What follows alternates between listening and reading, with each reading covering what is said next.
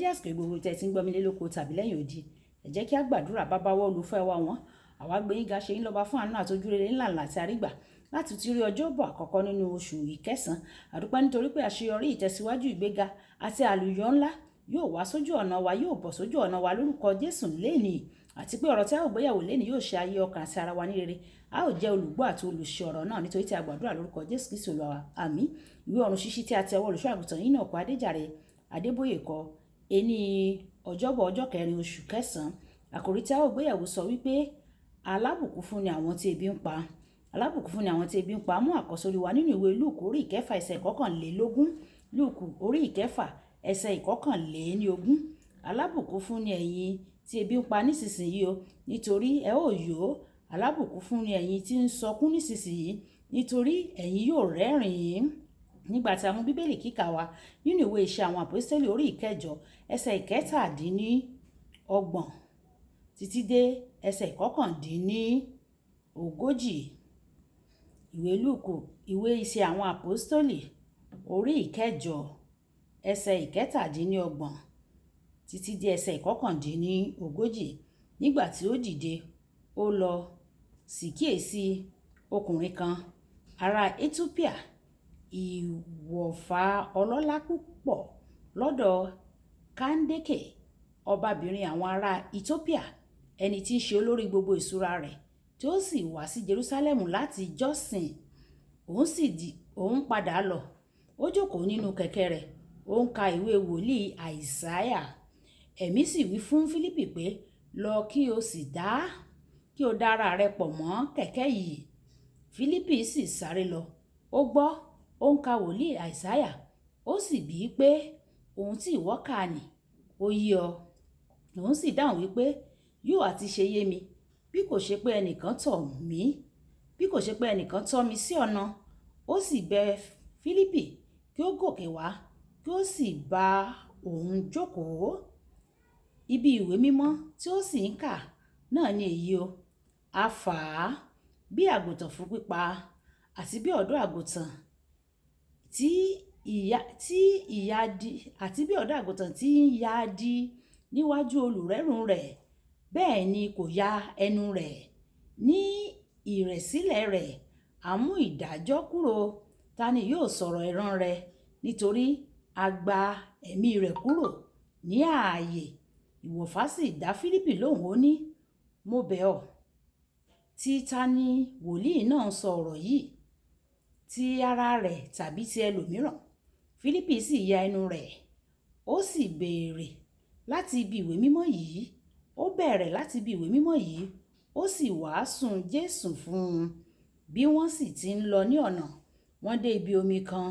Ìwọ̀fà náà wí pé, wò ó, èmi nìyí o, kí ni ó dá mi dúró láti ṣe baptísìmù? Fílípì sì wí pé, bí ìwọ bá gbàgbọ́ tọkàntọkàn, a lè ṣe baptísì rẹ̀. Ó sì dáhùn, ó ní, mo gbàgbọ́ pé Jésù Kristi ọmọ Ọlọ́run ni. Òun sì pàṣẹ kí kẹ̀kẹ́ dúró jẹ́. Àwọn méjèèjì sì sọ̀kalẹ̀ lọ sínú omi, àti Fílípì àti ìwọ̀fà, ó sì baptísì rẹ̀. Nígbà tí wọ́n sì jáde kúrò nínú omi, ẹ̀mí Olúwa ta Fílípì pa. Ìwọ̀fà kò sì rí i mọ́, nítorí tí ó bá ọ̀nà rẹ̀ lọ. Ó yọ̀. Wàyí ẹ tẹ́tí bẹ̀rẹ̀ yẹ láti bọ́ ohun tí olùṣọ́ àgùntàn yín náà kọ Adéjàre Adébóyè ní fún wa ní èní ọjọ́bọ̀. Ọlọ́run, ìwọ ni Ọlọ́run mi. Ní kùtùkùtù ni èmi yóò máa ṣàfẹ́rí rẹ. Òǹgbẹ rẹ ń gbẹ ọkàn mi. Ara mi sì fà sí ọ ní ilẹ̀ gbígbẹ àti ní ilẹ̀ tí ń pòǹgbẹ, níbi tí omi kò gbé sí. Ìwé orin Dáfídì orí ìkẹtàléníọgọ́ta ẹsẹ̀ ìkíní. Ẹsẹ̀ bíbélì òkè yìí ni a kọ láti ọwọ́ Dáfídì ní aginjù Júdà. Ohun tí a fi máa ń dá aginjù mọ̀ ni àìsí oúnjẹ àti omi. Bí ó tilẹ̀ jẹ́ pé òǹgbẹ àti ebi ń pa Dáfídì, ó ṣàfihàn ìfẹ́ tó tóbi fún ohun tí ó ju oúnjẹ àti omi lọ. Ìwàláàyè Ọlọ́run, àbájọ tí Ọlọ́run fi pe Dáfídì ní ẹni bí ọkàn rẹ̀. Ìwé Iṣẹ́ àwọn Àpọ́stélì orí ìkẹtàlá ẹsẹ̀ ìkejìléníogún. Nínú bíbélì kíkà tòní, a kà nípa ìwọ̀fà ará Etiópíà, ẹni náà tí ó rin ìrìn àjò ọ̀pọ̀lọpọ̀ máìlì lọ sí Jerúsálẹ́mù láti sin Ọlọ́run. Ẹ̀wẹ̀, Ó ní ọ̀pọ̀ àwọn ìbéèrè bí ó ṣe ń padà lọ sí ìlú rẹ̀, bí ó ṣe ń rìnrìn àjò ní ojú ọ̀nà eléruku Gásà. Áńgẹ́lì kan bá Fílípì sọ̀rọ̀, ó sì sọ fún un pé kí ó lọ sí ojú ọ̀nà tí ìwọ̀fà náà ń gbà kọjá. Bí Fílípì ṣe dúró ní ẹ̀gbá ọ̀nà, Ẹ̀mí Mímọ́ fún un ní ìtọ́ni mìíràn pé kí ó súnmọ́ kẹ̀kẹ́ ọkùnrin náà. Ọlọ́run ní ìfẹ́ sí ọ̀rọ̀ ìwọ̀fà náà débi pé ó lo ohun gbogbo, áńgẹ́lì, ènìyàn, Ẹ̀mí Mímọ́ láti fún un ní àwọn ẹ̀rí tó fẹ́. Ìwé Ìṣe àwọn Àpọ́stélì orí 9 ẹsẹ̀ 17 títí dé ẹsẹ̀ 40. Èyí ni ohun tó máa ń ṣẹlẹ̀ nígbà tí Ọlọ́run bá rí ebi tòótọ́ fún òun nínú ayé ẹnìkan. Kò ní jẹ́ kí ebi náà kí ó lọ láì yanjú rẹ̀ pẹ̀lú ayọ̀. Yóò fi ohun rere kún wọn ní ìgbà gbogbo. Ìwé Lúùkù orí 1 ẹsẹ̀ 53. Alábùkún fún ni àwọn ẹni tí ebi ń pa àti tí òǹgbẹ ń gbẹ sí ipa òdodo, nítorí wọn yóò yó.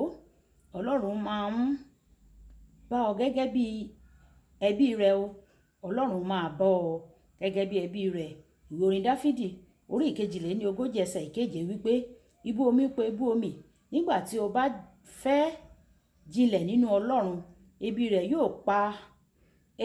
yóò pe àwọn ohun tí o nílò láti lọ jinlẹ̀. Ẹni tí ebi ń pa tí òǹgbẹ ń gbẹ ni ẹni tó ń ṣàfẹ́rí oúnjẹ àti omi ní ọ̀nà kan náà. Ọlọ́run ń retí kí o pebi àti òǹgbẹ fún agbára rẹ̀ àti ògo rẹ̀. Ó ń retí pé kí o máa lépa ohun kíkankíkan, kí a wà ní ìbáṣepọ̀ tímọ́tímọ́ pẹ̀lú rẹ̀.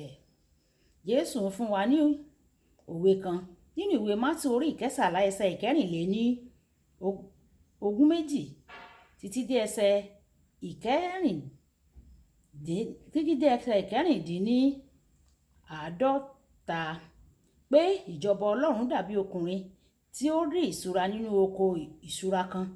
Gẹ́gẹ́ bí ọkùnrin tí ó rí ìṣúra nínú oko ìṣúra kan yìí, ó sì ta ohun gbogbo tí ó ní kí ó lè ra oko náà fúnra rẹ̀. Gẹ́gẹ́ bí ọkùnrin yìí nínú ìwé òwe yìí, Ọlọ́run fẹ́ kí o máa pèsè, kí o sì máa pebi mọ́nú kí o pebi fún òun, kí a bàa lè wà ní kíkún, kí a sì fi ògo rẹ̀ hàn sí orí ilẹ̀ ayé káàkiri. Kókó ọ̀rọ̀ àgbéyẹ̀wò: ìjẹ́ ebi pa ọ́ fún Ọlọ́run bí? Ẹ̀já sọ fún Ọlọ́run pé bàbá mi, fún mi ní oore ọ̀fẹ́ láti máa pebi sí ọ̀nà rẹ àti láti máa pòǹgbẹ ọ̀rọ̀ rẹ. Olúwa, fún mi ní oore ọ̀fẹ́ láti máa pebi àti pòǹgbẹ fún ọ, kí n lè máa wá ọ ní gbogbo ìgbà, ní gbogbo àkókò. Kí ọ̀rọ̀ rẹ kí ó jẹ́ oúnjẹ fún mi, kí ọ̀rọ̀ rẹ kí ó sì jẹ́ omi fún mi. Bẹ́ẹ̀ ni yóò rí ní orúkọ Jésù. Olúwàbùkọ́lá Ayápọ̀ ní orúkọ mi o. Ẹ máa bá mi like, ẹ máa share, ẹ máa comment nípa ẹ̀ kí àwọn ènìyàn kan lè jẹ àǹfààní ọ̀run ṣíṣí Yorùbá. Ó dàbọ̀.